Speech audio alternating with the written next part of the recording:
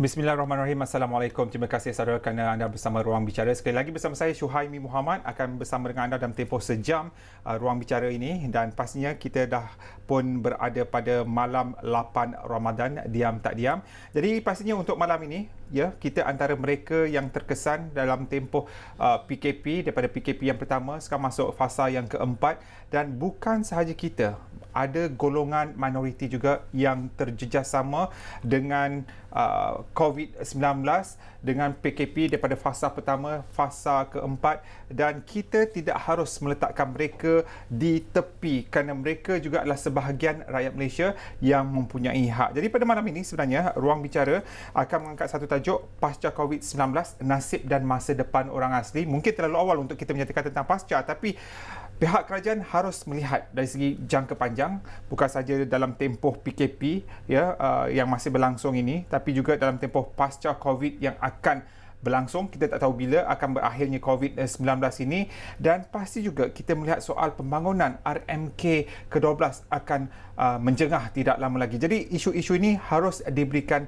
perhatian, bukan sahaja pihak kerajaan tetapi kita sebagai rakyat Malaysia, bagaimana agaknya untuk kita menilai dan sama-sama memberikan sumbangan dalam soal bantuan tabung makanan, bakul makanan kepada masyarakat orang asli, bagaimana agaknya keperluan mereka pada ketika ini, kerana banyak dilihat pada ketika ini, ya kita akui JAKWA memainkan peranan yang cukup besar pada ketika ini, tapi NGO juga pada ketika ini banyak membantu masyarakat orang asli yang secara keseluruhannya, kalau pada bancian 2010 terdapat lebih kurang 178,000 masyarakat orang asli di negara kita, dan untuk tahun 2020 dalam tempoh bancian yang baru, kita sama-sama nantikan dari segi Jabatan Perangkaan untuk kongsikan jumlahnya, mungkin berlaku peningkatan sehingga lebih 200,000 masyarakat orang asli. Jadi dengan tajuk pasca COVID-19 ini, nasib dan masa depan orang asli, saya mengalurkan anda untuk berinteraksi bersama saya dan juga tetamu yang dah pun bersedia pada malam ini. Taliannya 0320594624 atau 0320594625. Jadi sebelum kita bersama dengan tetamu, apa kata kita saksikan rakaman menerusi telefon bimbit ini secara amatur mengenai pandangan masyarakat orang asli tentang PKP. Kita saksikan. Sepanjang tempoh PKP ini, pergerakan penduduk kampung sangat terhad. Aktiviti seharian seperti memancing, berjerat dan sebagainya tidak dapat dilakukan dalam tempoh PKP ini. Pergerakan keluar untuk membeli keperluan harian ke pekan-pekan terdekat menjadi terbatas, dan penduduk kampung menjadi takut akibat penularan virus COVID-19 ini. Kesan COVID-19 memberi kesan kepada kami kerana penjualan harga getah dan juga sawit tidak berapa tinggi seperti sedia kala, dan juga penggerakan kami ke bandar agak terbatas seperti biasa, dan juga untuk bantuan buat masa ni kami menerima daripada JAKWA dan juga NGO. Saya Abu Lebut, kampung orang asli Sungai Kiul, Jatut Pahang, suku kaum Jahud. Apa cabaran semasa COVID-19 ni, cabaran yang dihadapi? Cabaran semasa COVID-19 terutamanya pendapatan tidak menentu, nak bekerja pun susah, ada hasil pisang tidak boleh nak jual kerana PKP.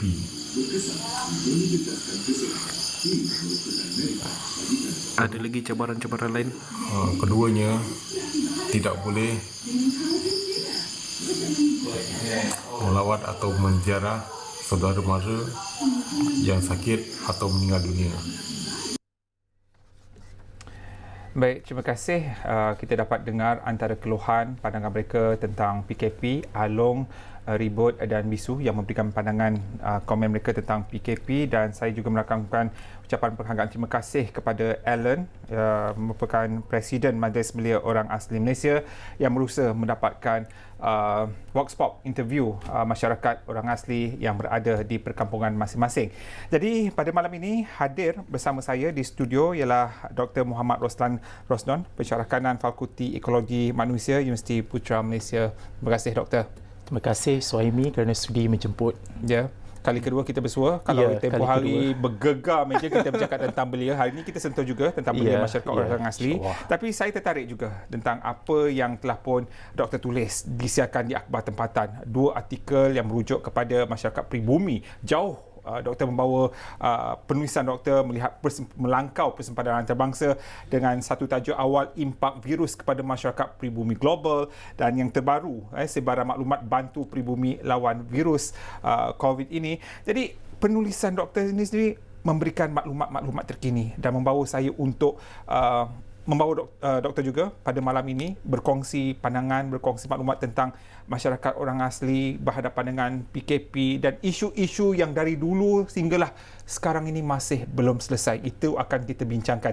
Tapi untuk COVID-19, dikongsikan tadi bersama kita 3 rakan tentang masalah mereka, cabaran mereka. Dari segi sudut pandangan doktor sendiri, COVID-19, PKP, apa yang menghalang, apa yang seolah-olah telah pun meragut rantaian sosial masyarakat orang asli itu sendiri, Doktor? Okey, terima kasih Suhaimi. Saya kira, Assalamualaikum warahmatullahi wabarakatuh. Terima kasih kepada semua yang bersama kita pada malam ini. Dalam penulisan saya di awal, saya telah menyatakan ada beberapa perkara sebenarnya yang menyebabkan masyarakat orang asli ini mudah untuk dijangkiti virus COVID-19 ini. Tetapi kita perlu faham apa yang berlaku hari ini terhadap masyarakat orang asli adalah satu perkara yang kita katakan sebelum ini juga ada masalah. Bila datangnya pandemik COVID-19 ini juga akan menambahkan masalah dalam kalangan masyarakat orang asli.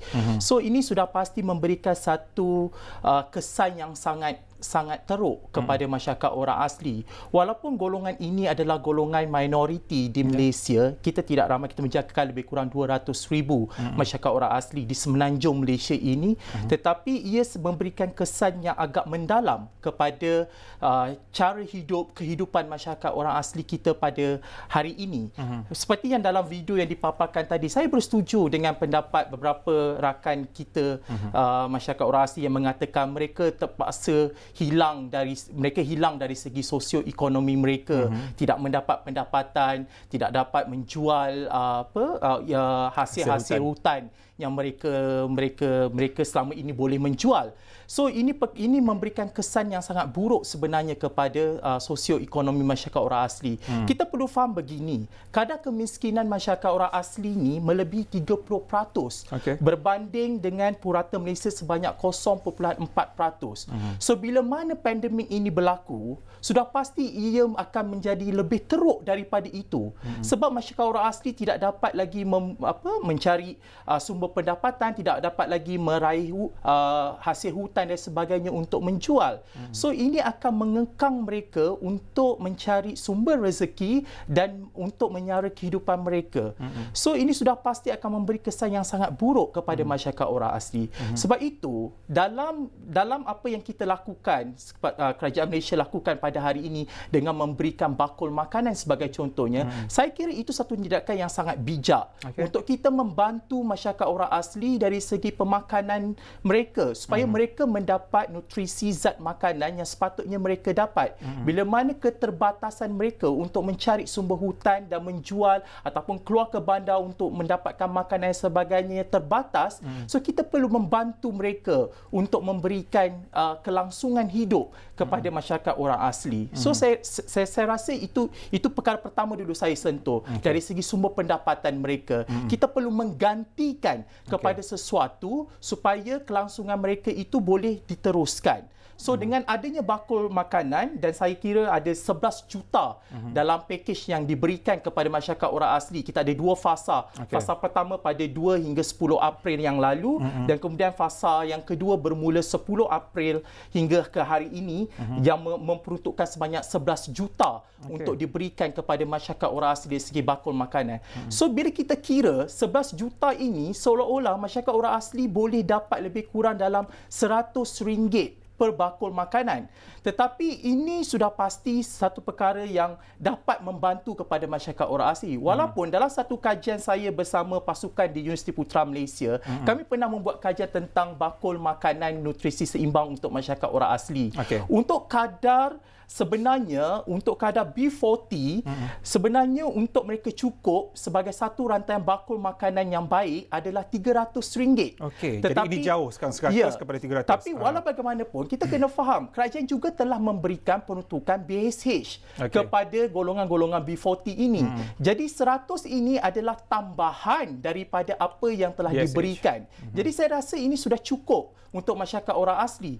Cuma untuk pasca COVID nanti ataupun pasca PKP nanti, perkara ini juga perlu diteruskan lagi supaya ia memberikan satu keadaan yang stabil di kalangan masyarakat orang asli. Dan di situ kita perlu lihat tentang soal kemampuan kerajaan untuk terus membantu, sama ada mampu ataupun tidak. Okey doktor, kalau kita membuka satu peta Semenanjung Malaysia pada ketika ini, kita melihat taburan masyarakat orang asli di Semenanjung itu sendiri, dan kita melihat juga bahawa kita yang berada di kawasan metropolitan ini sememangnya dah terdedah. Tapi bagi masyarakat orang asli itu sendiri, risiko untuk mereka terdedah itu dilihat lebih besar daripada apa yang kita berada pada sekarang ini? Saya kira dia begini, walaupun mereka berada di kawasan luar bandar ataupun kawasan pedalaman, kebanyakan masyarakat orang asli ini berada di sana. Tetapi kita kena faham, ada golongan-golongan belia mereka ini yang keluar ke bandar dan bekerja. So, bila perkara ini berlaku, ia juga akan menyebabkan mereka ini juga terdedah. Malah, kalau seandainya lah perkara ini berlaku di perkampungan orang asli, ia akan menjadi satu malapetaka yang sangat besar kepada negara. Sebab apa? Kita kena faham, kedudukan mereka di kawasan luar bandar itu ataupun di kawasan pedalaman itu, akses mereka kepada kesihatan itu juga sangat rendah. Hospital sangat jauh. Soal geografi di sini. Jadi ini perkara yang akan memberikan satu pandemik lebih teruk kepada masyarakat orang asli. Justru, apa yang kita boleh lakukan adalah kita perlu mengelak daripada kita merawat. Kan? Jadi kita perlu melakukan sesuatu bagi supaya mereka ini tidak terdedah dan supaya kita dapat membantu mereka untuk mereka hidup dalam keadaan yang lebih sempurna dan aman. Okey, tapi tadi doktor menyebut tentang malapetaka. Malapetaka itu tidak berlaku sehingga ke hari ini, tapi membabitkan seorang kanak-kanak orang asli berusia 3 tahun di perkampungan Sungai Lui, menyebabkan suasana keadaan panik itu berlaku dan mereka melarikan diri ke dalam hutan. Jadi adakah itu sesuatu yang rasional untuk mereka kembali ke alam, menjauhkan diri daripada geografi kedudukan mereka, perkampungan mereka sebenar, kerana soal akses itu, kedudukan geografi, kalau mereka berada di perkampungan mereka, seolah-olah akses kesihatan itu lebih mudah, bakul makanan itu juga mudah diberi daripada mereka terus melarikan diri ke dalam hutan. Okey, sebenarnya apa yang berlaku terhadap masyarakat orang asli yang di Cameron Highland, yang kanak-kanak umur 3 tahun yang terlibat dengan yang dijangkiti COVID-19 ini, dan kemudian masyarakat orang asli mengambil keputusan untuk berpindah ke dalam hutan dan sebagainya. Kita kena faham, inilah keunikan masyarakat orang asli. Sebab perkara ini bukan perkara pertama berlaku. Kita kena ingat tragedi-tragedi yang pernah berlaku di kalangan masyarakat orang asli. Tragedi Kuala Koh sebagai contohnya di tahun lepas. Kan? So, ini semua memberikan satu trauma kepada masyarakat orang asli sebab mereka khawatir dan risau. Jadi apa yang mereka lakukan? Mereka melakukan geographical isolation supaya mereka ini mereka ini tidak terdedah dengan apa yang berlaku itu. Jadi ini adalah perkara yang kita nampak. Ada masyarakat orang asli yang membuat halangan supaya tidak membenarkan orang luar untuk masuk ke kampung mereka. Dan ini merupakan tindakan-tindakan awal yang diambil oleh masyarakat orang asli sebab mereka rasa khawatir dan gusar tentang apa yang berlaku hari ini. Doktor sendiri sebagai penganalisis, pengkaji masyarakat orang asli, bersetuju dengan tindakan yang diambil?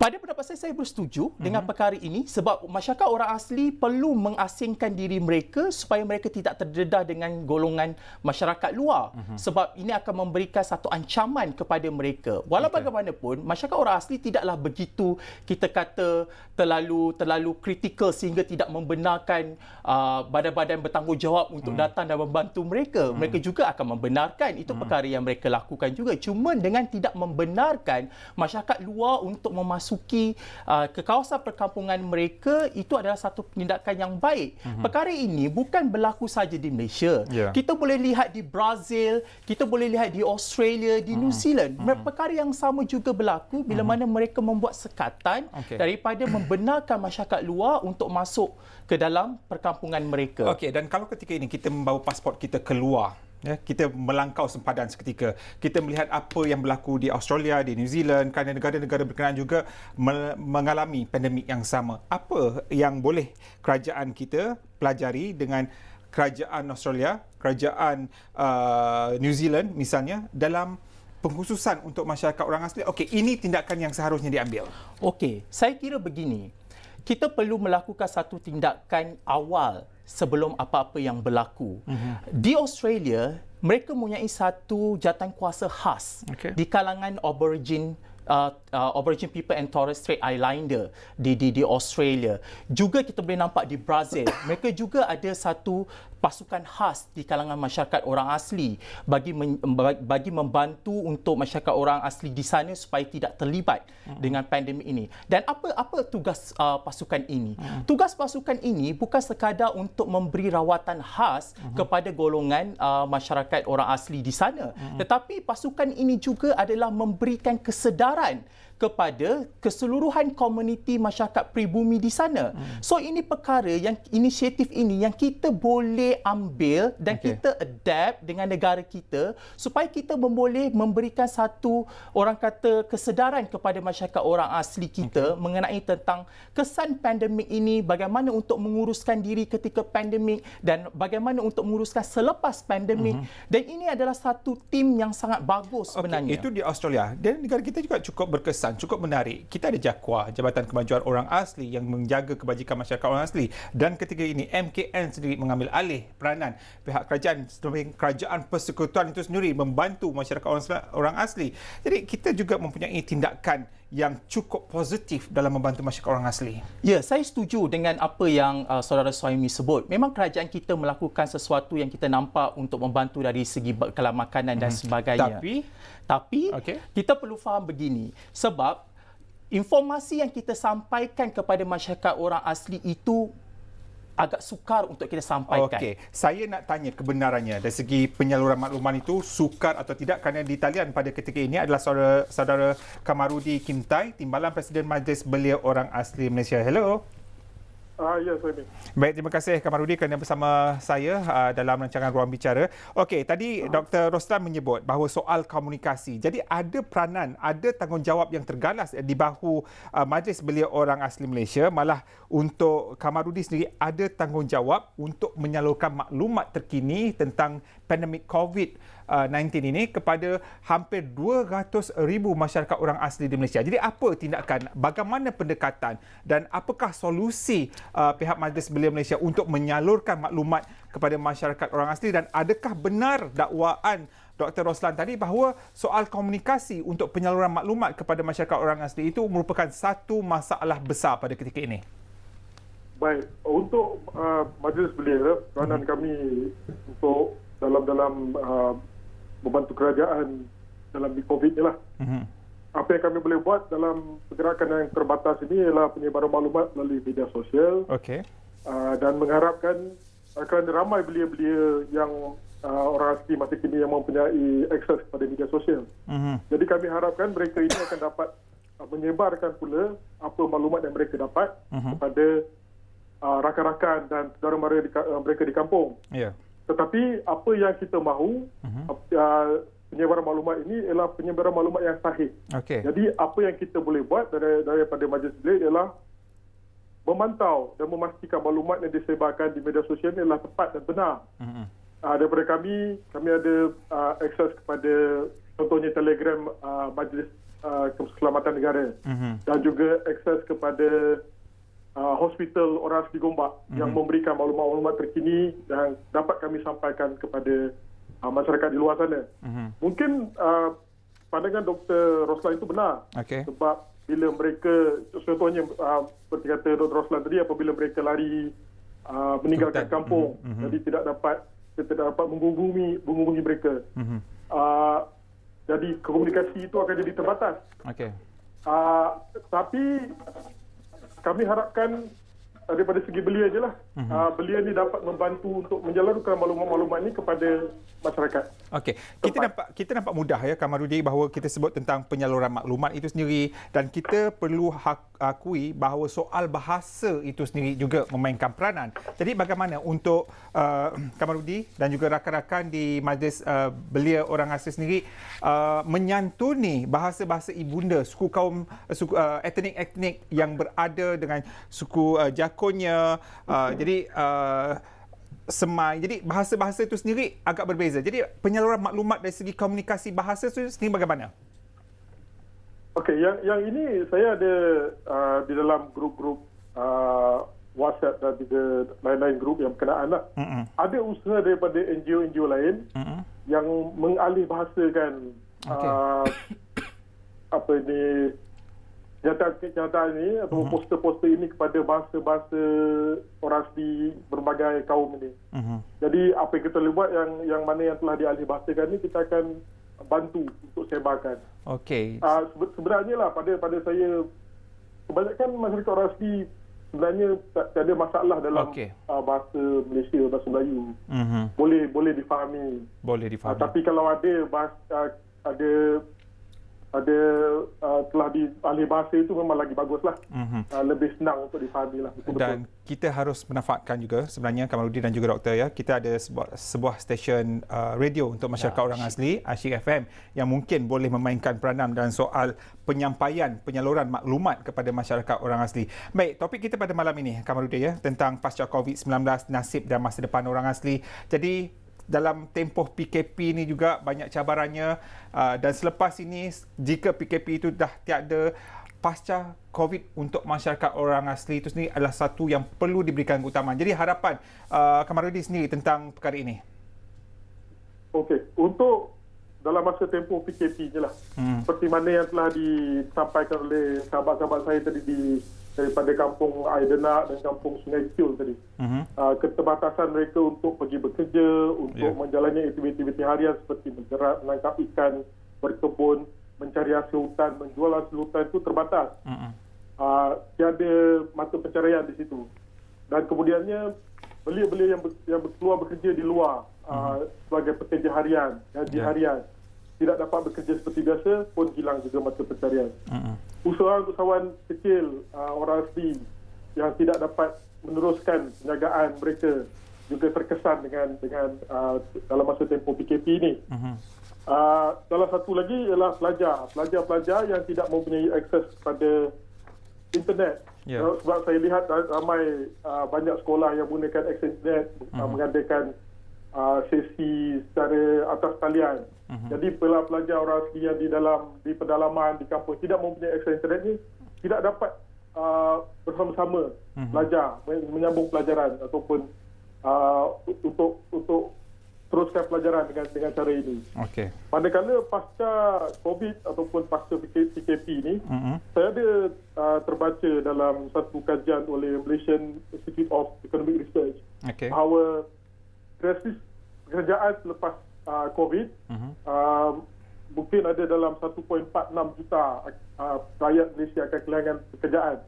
Ini sudah semestinya akan termasuk masyarakat orang asli dengan masyarakat orang asli sendiri, yang mana yang bekerja secara kontrak maupun tetap ataupun secara sendirian akan terkesan. Mungkin saya sendiri akan kehilangan pekerjaan mungkin. Jadi perkara-perkara ini yang akan terjadilah selepas COVID. Manakala di kampung pula kesannya ialah kita masih lagi perlu mengamalkan penjarakan sosial, tidak boleh berkumpul beramai-ramai seperti mana biasa. Jadi perkara-perkara ini yang harus diambil tahu atau diambil kira oleh masyarakat orang asli secara amnya. Okey, baik. Jadi terima kasih banyak Kamarudi Kimtai kerana bersama saya berkongsikan sedikit pendapat beliau tentang pasca COVID-19 dan juga pasca PKP ini tentang tumpuannya kepada masyarakat orang asli. Baik, sebelum kita menyambung perbincangan kita di studio, Doktor, kita berhenti rehat seketika dan kembali selepas ini dalam ruang bicara dan talian juga kami buka selepas ini. Jangan ke mana-mana.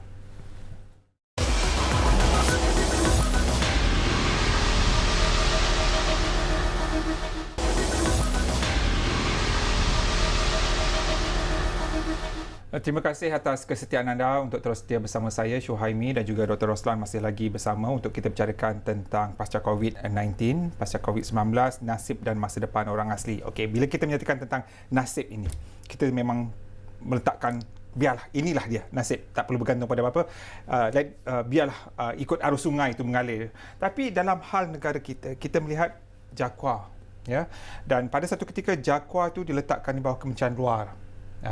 Jadi kemudian beralih pula diletakkan di bawah JPM, dan ketika ini kita masih tertanya-tanya JAKUA diletakkan di mana. Jadi bagi seorang pakar akademik, ahli akademik, kemudian penganalisis yang sentiasa rapat dengan masyarakat orang asli itu sendiri, Doktor melihat seharusnya JAKUA itu, masyarakat orang asli itu sendiri diletakkan di mana? Di bawah terus kepada Jabatan Perdana Menteri, ataupun di bawah Kementerian Luar Bandar dan Wilayah, atau mungkin di tempat-tempat lain? Kalau tanya saya, kalau boleh JAKUA ini berada di Kementerian JAKUA. Ada satunya kementerian tentang masyarakat orang asli ini. Kenapa saya berkatakan sedemikian? Sebab kita kena faham begini, dalam isu masyarakat orang asli ini, dia ada isu ekonomi, dia ada isu infrastruktur yang dikawasi oleh Kementerian Luar Bandar hari ini. Dia ada isu pendidikan tadi di bawah Kementerian Pendidikan. Dia ada isu lagi apa? Banyak isu-isu dia, kesihatan di bawah Kementerian Kesihatan. Jadi apa yang soal kerja di bawah Kementerian Sumber Manusia. Semua manusia. Jadi terlalu banyak sebenarnya isu yang berada dalam kalangan masyarakat orang asli ini. Tetapi buat masa ini saya kira JAKUA adalah lebih baik sebenarnya untuk berada di bawah Kementerian Luar Bandar. Hal ini adalah kerana bila kita lihat bahawa JAKUA ini di bawah Kementerian Luar Bandar, sebab banyak sebenarnya bantuan ataupun bajet yang boleh disalurkan di bawah Kementerian Luar Bandar. Jadi tidak lagi bila mana JAKUA ini diletakkan di bawah Jabatan Perdana Menteri, agak sukar dari segi akses bajet itu kepada JAKUA. Jadi saya kira bila mana di bawah Kementerian Luar Bandar, apa yang boleh dilakukan adalah koordinasinya. Bagaimana kita mengkoordinasikan JAKUA ini dengan kementerian-kementerian lain mengikut isu-isu yang telah saya sebutkan tadi. Contohnya kalau isu pendidikan, bagaimana koordinasi antara JAKUA dengan Kementerian Pendidikan sebagai contohnya. Perkara ini dah lama berlaku. Tahun 1995 lagi, JAKUA memang bekerjasama dengan Kementerian Pendidikan. Malah sebelum itu pun lagi.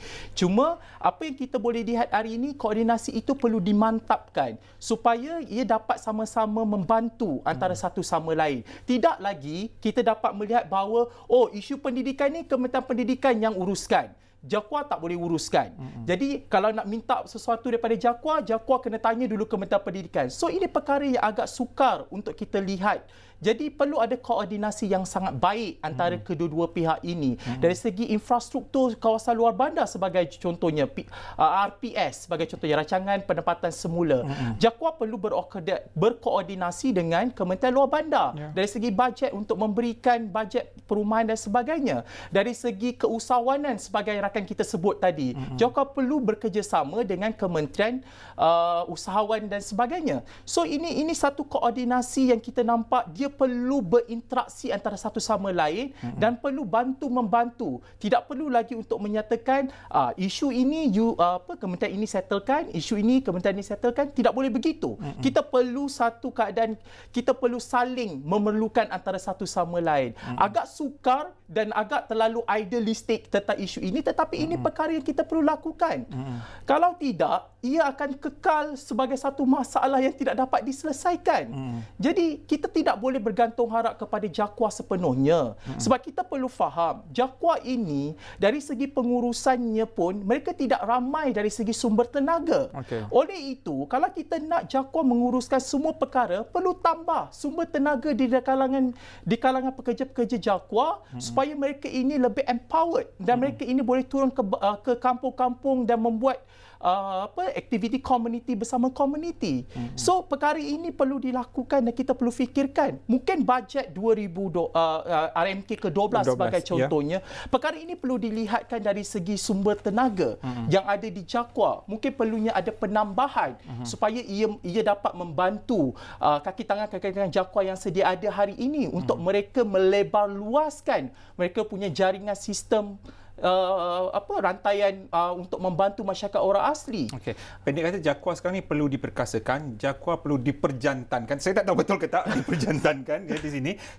Perlu lebih berani dalam menyuarakan hak-hak masyarakat orang asli. Dan dalam isu COVID ini, peranan JAKWA pada ketika ini, adakah Doktor melihat dari segi soal domestiknya JAKWA berupaya, mampu, bukan hanya bergantung harap kepada MKN, menunggu arahan daripada pihak tertinggi, kerana JAKWA dilihat perlu terus membantu memberikan akses maklumat-maklumat direct kepada 200,000 masyarakat orang asli di Semenanjung.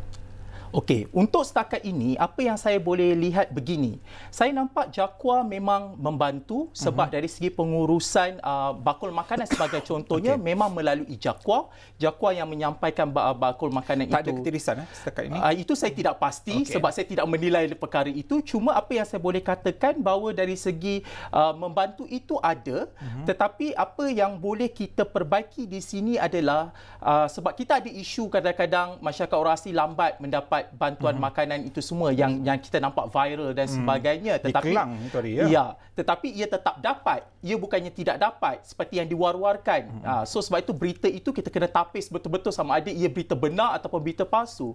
Yang di Pulau Indah itu mereka dapat sebenarnya, cuma mungkin ada kelewatan sedikit. So kelewatan ini dari segi domestik logistiknya di kawasan itu kita telah menjangkakan. Sebab apa?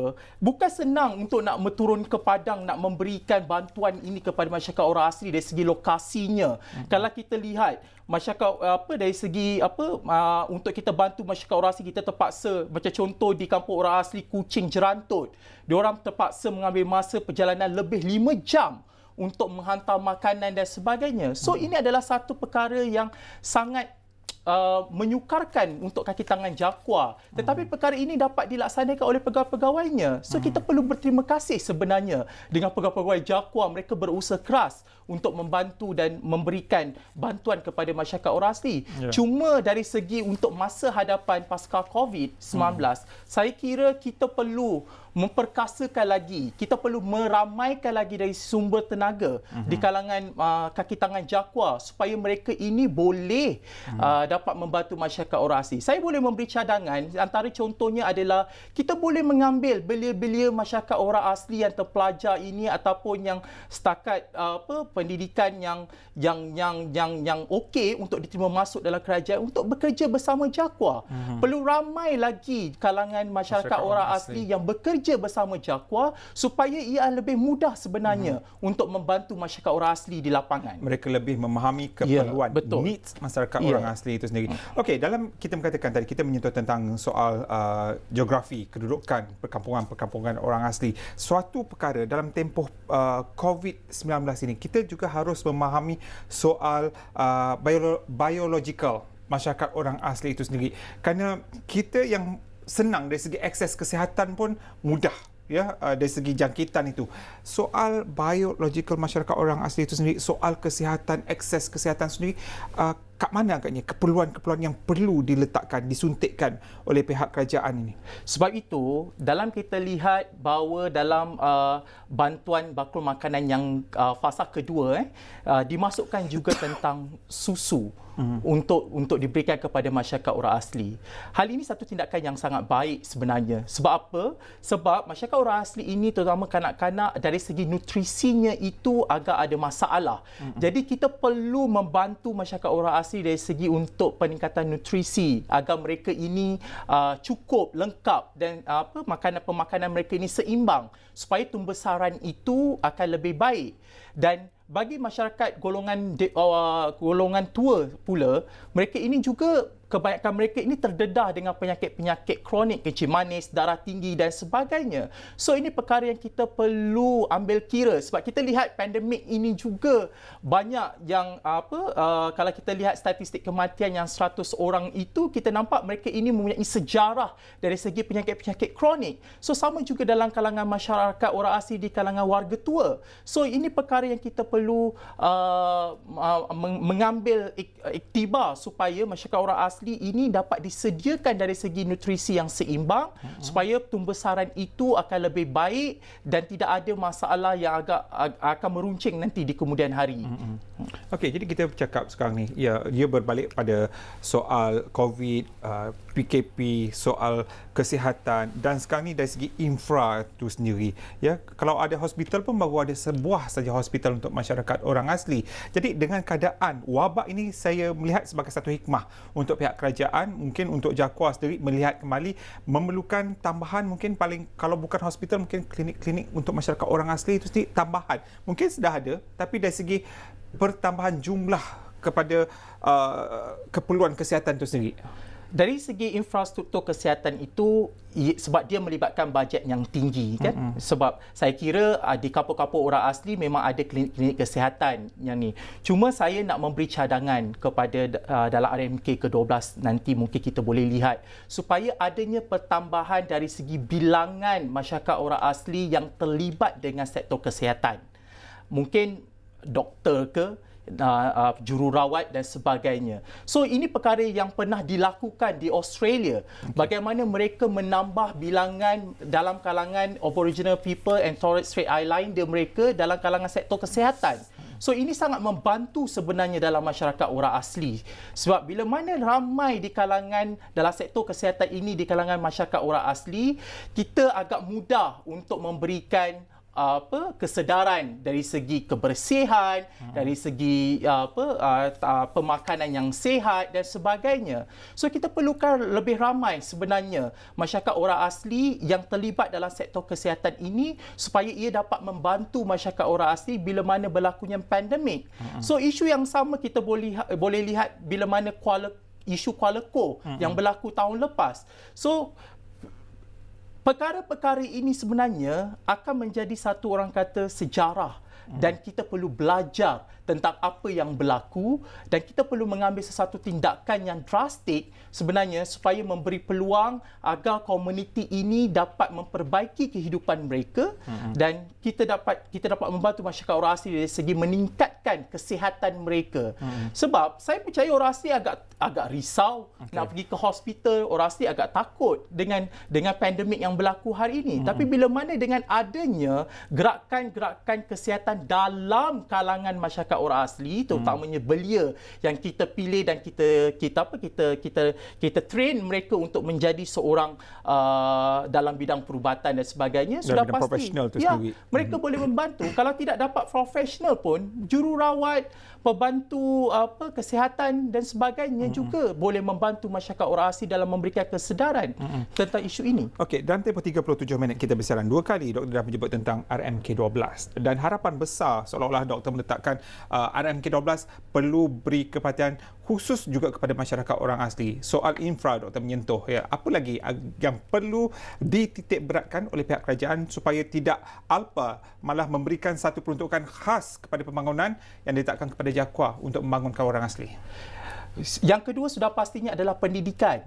Masyarakat orang asli perlu diberikan satu peruntukan khas kepada sistem pendidikan masyarakat orang asli itu sendiri. Kita tahu sekolah orang asli. Tapi dalam pasca COVID ini nanti, ya, kita tak tahu sampai bila dia akan berlangsung. Soal pendidikan itu sendiri dah pun secara online. Dan tadi disebut oleh Kamarudin tadi, ya, bahawa soal sekolah-sekolah masyarakat orang asli yang masih kurang dari segi infra internetnya, itu satu kekangan yang cukup besar. Ya, betul. Sebab kalau kita tengok dalam berapa banyak kampung orang asli yang ada jalur lebar ini. So tidak banyak. Kalau kita lihat daripada laporan Jakua pada tahun 2015, saya kira agaknya masa 2015, kalau kita tengok daripada data dia, menunjukkan hanya 9 buah kampung saja yang mempunyai jalur lebar. So selepas 5 tahun ini, 2020, kita pun tidak tahu berapa sebenarnya bilangan kampung yang mempunyai jalur lebar. Ini perkara yang perlu diperluaskan sebab hari ini bila pandemik berlaku, guru-guru sekolah banyak menghantar melalui WhatsApp, menghantar pembelajaran online dan sebagainya. Sudah pasti masyarakat orang asli akan tercicir dengan sistem pendidikan ini. Jadi ini perkara yang kita perlu beri ambil perhatian. Double keciciran. Kalau sebelum ini memang pun dah dilaporkan tentang keciciran pendidikan masyarakat orang asli, dan kini selepas dalam tempoh PKP ini dah pun tadi dilaporkan ada keciciran, dan selepas pasca ni mungkin lagi. Jadi kebimbangan itu adalah sesuatu yang logik dan perlu diberikan perhatian oleh betul. pihak Kementerian Pelajaran. Untuk dalam pendekatan jangka pendek, apa yang boleh dilakukan? Pendekatan jangka pendek, apa yang kita boleh lakukan adalah nota-nota di dalam nota-nota guru itu. Ini segi pendidikan saya beritahu nota-nota guru itu perlu diberikan secara manual. Tidak boleh dibuat secara online. Guru-guru perlu diberikan pelepasan untuk turun ke kampung orang asli dan memberikan tugasan itu kepada para pelajar. Ini perkara yang kita perlu lakukan sebenarnya. Kalau tidak, pelajar akan terus tercicir. Jadi kita perlu memberikan kebenaran ini kepada guru-guru secara khas untuk membantu masyarakat orang asli di kampung. Mereka juga perlu untuk mendapatkan pendidikan seperti mana kita. Jadi ini tidak boleh ada satu orang kata jurang antara kita dengan mereka. Jadi ini perkara yang kita perlu lakukan sebenarnya. Kalau tidak, mereka akan terus tercicir dan akan Tapi tercicir. soal-soal selepas pasca COVID ini, banyak perkara-perkara nilai-nilai, malah normal baru juga akan dipraktikkan, soal penjarakan sosial. Jadi adakah doktor melihat perkara ini boleh diterima oleh masyarakat orang asli untuk seolah-olah mengambil apa yang disarankan dari segi soal penjarakan sosial, soal kesihatan, kerana ia juga dah pun terikat dengan emosi mereka sejak lama dari segi cara hidup mereka. Jadi adakah ini seolah-olah mengganggu, menjadi sesuatu yang abnormal pula kepada mereka jika mengikuti normal baru ini? Saya kira begini, apapun kesedaran itu penting kepada masyarakat orang asli. Kalau kita memberitahu tentang kenapa kita lakukan begini kepada masyarakat orang asli, saya kira mereka boleh menerima apa yang kita lakukan. Sebab mereka juga boleh menilai mana yang baik dan mana yang buruk. Mereka tidak suka-suka untuk menolak tentang apa yang kita lakukan. Sebab bila mana kita melaksanakan juga sistem pendidikan secara mainstream pun, masyarakat orang asli menerimanya. Ramai saja masyarakat orang asli yang berjaya daripada sistem pendidikan yang kita sedia ada. Kan? Walaupun ada sedikit yang tidak boleh untuk menyesuaikan diri dengan sistem pendidikan, ini semua adalah budi bicara guru. Bagaimana guru kita menyesuaikan pedagogi yang sesuai dengan culture ataupun budaya masyarakat orang asli. Ini semua kebijaksanaan guru-guru yang kita ada. Bagaimana ia boleh menyesuaikan. Sebab ini perkara ini penting supaya kita dapat menarik minat pelajar-pelajar ini untuk belajar dan menimba ilmu. Daripada kita membiarkan saja dan tidak melakukan sesuatu, so ini akan memberikan kesan yang lagi buruk kepada masyarakat orang asli. Sebab itu, kita tidak boleh sepenuhnya menggunakan sistem maya itu dalam pendidikan. Kita perlu mengambil kira keperluan dan kengkangan pelajar-pelajar kita ini. Jadi guru-guru perlu beradaptasi tentang guru-guru perkara yang ini. perlu menyesuaikan diri. Menyesuaikan diri. Doktor, kita berehat seketika dan selepas ini kita cuba menghubungi Profesor Dr. Julie Ido, Ketua Pengarah Jabatan Kemajuan Orang Asli Jakua.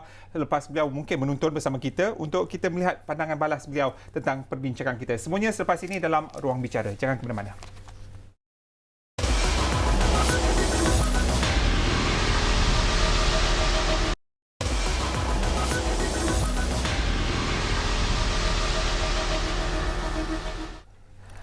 Okey, baik, kembali bersama saya Syuhaimi dan juga Dr. Roslan Rosnon, pensyarah kanan Jabatan Fakulti Ekologi Manusia daripada Universiti Putra Malaysia. Baik, kita bercakap tentang pasca COVID-19 dan masa yang sama kita cakap tentang PKP dan kebimbangan kita juga. Ia secara tak langsung boleh merebakkan COVID ini kepada masyarakat orang asli dengan jumlah 200,000 dalam keadaan perserakan kedudukan mereka, faktor geografi, soal biological mereka itu sendiri yang jauh daripada akses kesihatan memberikan kesan-kesan. Namun dalam pada itu kita dah menyentuh soal pendidikan, sosial, dan soal sosial ini pastinya penjarakan sosial tadi saya sentuh. Adakah juga COVID-19 ini akan memberikan kesan kepada adat budaya masyarakat orang asli selepas ini? Doktor, kalau dulu kita memang dengan tarian sewangnya yang cukup sinonim dengan masyarakat orang asli di Pulau Indah, ya. Jadi macam mana doktor melihat tentang perkara ini? Kesan pasca COVID kepada adat budaya sosial masyarakat orang asli selepas ini. Saya kira sudah pasti seperti mana dalam penulisan saya sebut tentang bagaimana COVID ini memberikan kesan terhadap struktur budaya mereka. Pertama, kita kena faham dari segi konteks kehidupan mereka.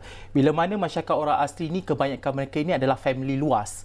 Ramai yang duduk dalam satu rumah. Ni agak sukar untuk mereka melakukan isolation dan sebagainya atau penjarakan di kalangan bersama mereka. Itu yang pertama. Yang keduanya, masyarakat orang asli ini sangat rapat dengan adat dan budaya mereka.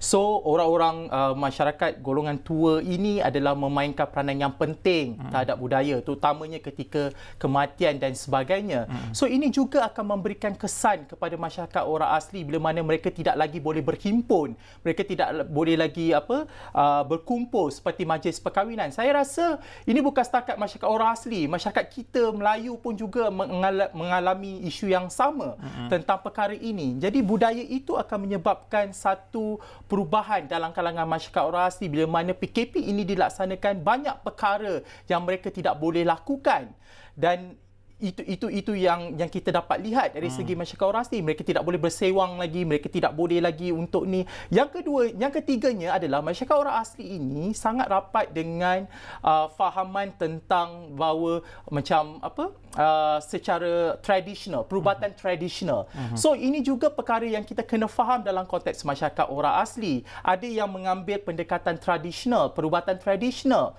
berbanding perubatan moden. So ini juga yang akan bermain sebenarnya dalam pandemik ini. Jadi pengurusan ini adalah sangat penting sebenarnya dalam kalangan masyarakat orang asli, supaya kita memberikan kesedaran bahawa tentang betapa pentingnya kesihatan yang ada hari ini ataupun kesihatan moden, penjarakan sosial di kalangan mereka. Mereka terpaksa menangguhkan seketika tentang pelaksanaan adat dan sebagainya. So ini perkara yang mereka perlu lakukan supaya pandemik ini betul-betul kita dapat vaksinnya, akhirnya kita boleh hidup seperti sedia kala. So ini perkara yang saya nampak ia agak terjejaslah kepada kalangan masyarakat orang asli dari segi budaya. Dan kalau kita cakap tentang hierarki kedudukan masyarakat orang asli, selalunya kita meletakkan kedudukan Tok Batin itu antara yang tertinggi. Jadi peranan Tok Batin dari segi struktur masyarakat orang asli itu perlu diperkasakan dalam memberikan maklumat kepada masyarakat orang asli. Ya, saya kira begitulah. Maknanya Tok Batin itu perlu, hari ini kita tengok di kampung orang asli dia ada Tok Batin dan dia juga ada JKKP yang membantu bersama. So kedua-dua ini perlu bermain peranan untuk bersama bagi memberikan pendedahan kepada masyarakat orang asli, memberikan informasi kepada masyarakat orang asli tentang apa sebenarnya yang berlaku hari ini, dan supaya ia boleh membantu anak-anak buah dia yang berada di kampung supaya mengikuti apa yang kita alami. So peranan Tok Batin dan juga JPKK ini adalah sangat penting untuk kita sama-sama untuk mereka ini memberikan informasi dan bekerjasama dengan agensi-agensi lain supaya ia dapat disalurkan kepada anak-anak buah mereka. So peranan mereka ini kita perlu memberikan ilmu itu kepada Tok Batin, kita perlu mengajar Tok Batin, kita perlu memberikan informasi itu kepada struktur jawatankuasa kampung supaya ia boleh disampaikan kepada komuniti. Tapi di akhirnya pasti terletak kepada masyarakat orang asli itu untuk mereka menerima perubahan, norma-norma baru, nilai-nilai baru. Doktor menyebut ya mereka boleh menerima, tapi bolehkah ini soal satu yang dilihat tidak normal, janggal, bukan kebiasaan untuk mereka praktikkan. Jadi mungkin itu satu halangan yang besar untuk mereka. Mungkin kalau yang ada yang degil itu agak sukarlah. Tetapi dalam keadaan untuk begini, orang muda tak ada masalah. Ya, tak ada masalah. Tapi dalam keadaan begini, nak tak nak kita kena terima. Dan saya rasa orang asli ini, dia ini sangat, kita kata loyal. kepada ketuanya, kepada Tok Batinnya. Kalau Tok Batin kata A, A lah. Kalau Tok Batin kata B, B lah. Jadi saya rasa benda ni tidak ada masalah. Cuma dari segi penyampaian kita itu kena jelas, tepat, pantas, supaya tidak ada unsur-unsur informasi yang tidak tepat dan sebagainya, akan menyebabkan viral dan akan menyebabkan masyarakat orang asli gusar dengan apa yang berlaku hari ini. So saya kira informasi itu kena tepat dan disampaikan oleh satu pihak saja supaya maklumat itu tidak bercabang dan akan diuruskan dengan baik. Baik, dari soal pembangunan masyarakat orang asli secara global, kalau dijadikan sebagai contoh model untuk pembangunan yang boleh diambil oleh negara kita, Doktor menyarankan negara mana? Saya kira ada dua negara yang kita boleh tengok. Satu adalah Australia, satu lagi adalah New Zealand. Kenapa? Sebab kita lihat bahawa Australia dan New Zealand, mereka mempunyai satu sistem badan kesihatan tersendiri mengenai orang asli. Mereka cuba memisahkan tentang mainstream dengan orang asli. Jadi bila mana mereka mempunyai satu sistem kesihatan sendiri dalam kalangan masyarakat orang asli, perkara diskriminasi dan juga masalah perkauman dan sebagainya, semua ini dapat dielakkan. Apa bezanya hospital orang asli yang kita ada di Gombak? Kita hanya ada satu saja di Gombak. Dan itu juga agak sukar bagi mereka yang berada di kawasan luar bandar ataupun pedalaman. Kita terpaksa menggunakan helikopter dan sebagainya untuk membawa pesakit ke Gombak. So, ya, ini semua membelanja yang agak tinggi.